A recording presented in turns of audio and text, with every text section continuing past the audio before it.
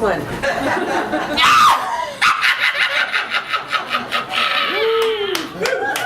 That's all I got. Well, James, actually, I got my career being a snake lady back in the day when I worked for the Department of Conservation in Sedalia in the wildlife segment, and that was a joy of my life, certainly. And I wrote a poem that kind of is all about all of the wonderful things I enjoy about the outdoors. And I call this poem Ode to the Outdoorsman.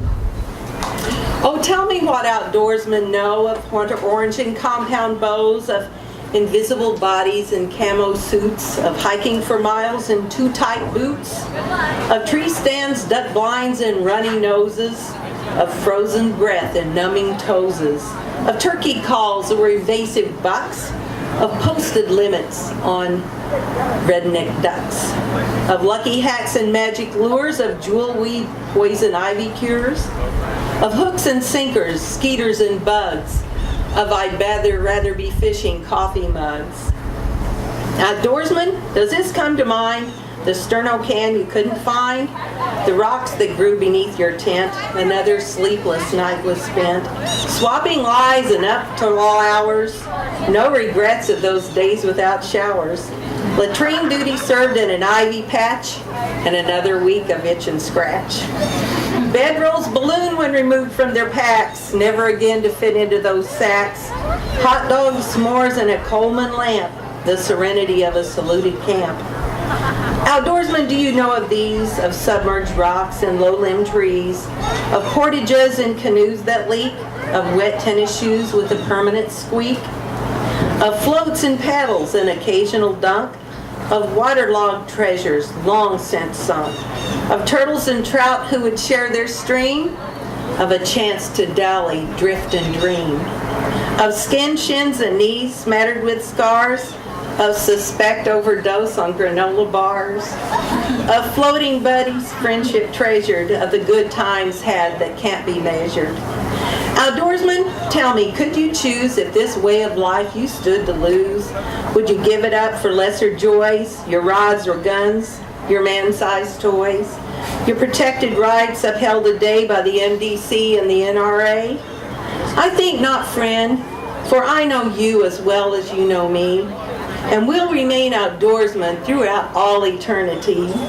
At heaven's gate, when we shall stand in fishing clothes and sneakers, may we not be judged by how we smell, but both be worthy keepers.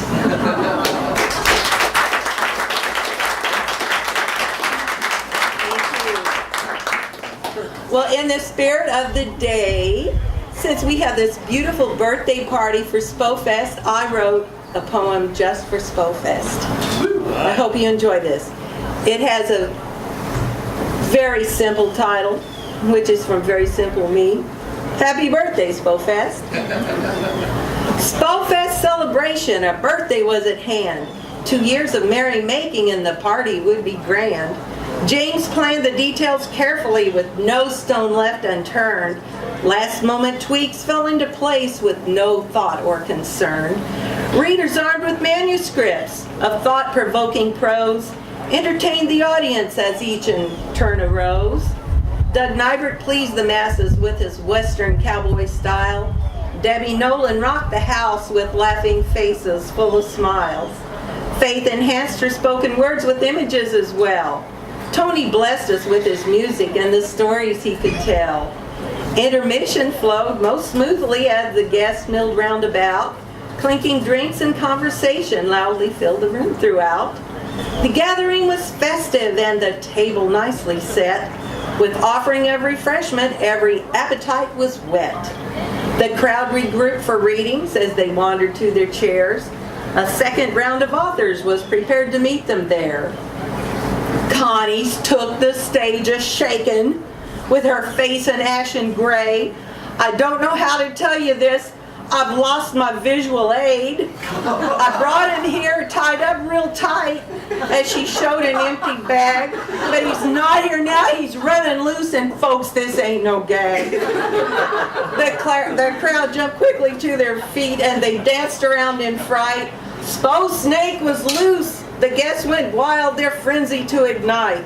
Some stormed the door, some stood on chairs, some fainted dead away. Bedlam erupted through the room, mass exit underway. A shout rang out, "He's over here!" with Connie in hot pursuit. She plucked Spo Snake from off the floor there in his birthday suit. He could barely move, he was so full, he partied on his own. He looked up into Connie's eyes and could manage but a groan. It soon became apparent the object of his grief. Frosting on his snaky lips tagged him the reptile thief. All eyes turned to the table where the birthday cake remained. Spo Snake had scarfed it all down, he alone to blame. So if there's a moral or a lesson to be learned from this faux pas, serve snaky snacks at your event, a mouse on which to gnaw. Consider well the appetites of guests such as Spo Snake, or be disappointed when he devours your own special Spofest birthday cake.